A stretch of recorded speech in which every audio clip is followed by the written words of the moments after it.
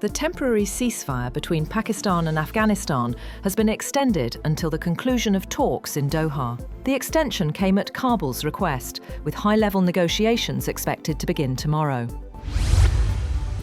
Prime Minister Shehbaz Sharif has directed all provinces to ensure the early and safe repatriation of illegal Afghan residents during a high-level meeting in Islamabad.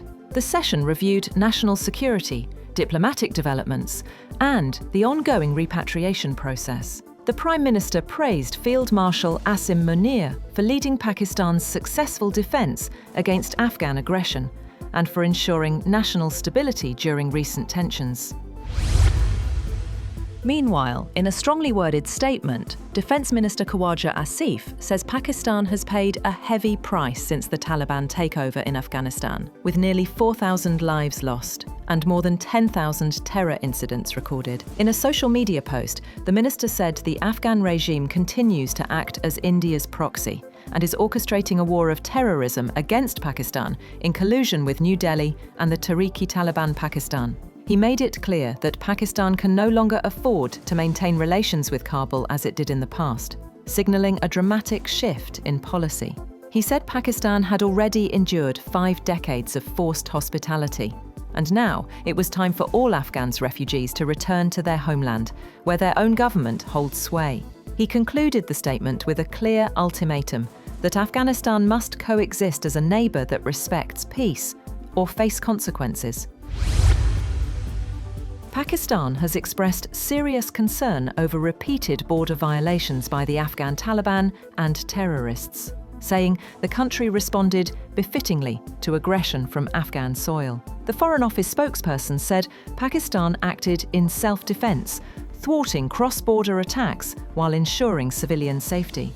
He added, "There is no constitution or legitimate government in Kabul, only a group in power by force, and that the recent ceasefire was announced at Kabul's request." The Balochistan police chief has said that the effects of terrorism originating from Afghanistan continue to impact the province, and the threat level has increased further following recent tensions between the two countries.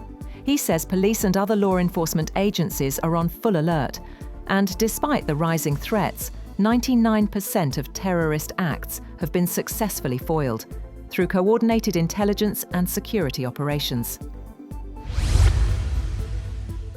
Finance Minister Mohammad Aurangzeb says Pakistan's $407 billion economy remains stable despite heavy flood losses. In an interview, he said damage to rice and cotton crops would slow growth but not derail it, with GDP expected to stay near 4%. Aurangzeb confirmed plans to issue $250 million in Chinese panda bonds this year and said Pakistan expects to receive a $1.2 million IMF tranche soon.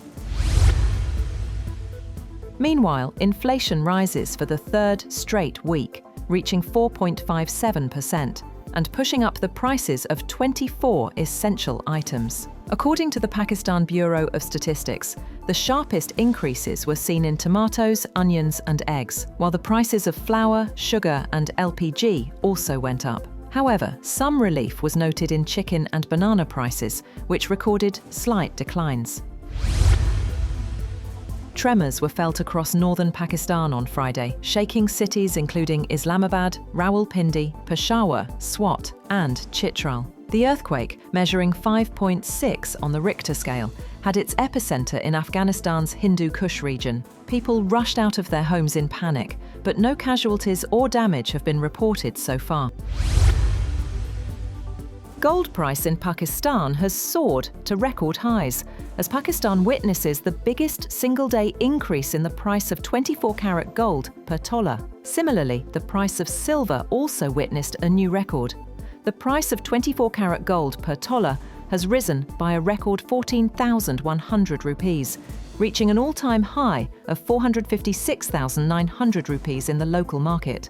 In the international market, gold prices increased by $141, reaching $4,358 per ounce.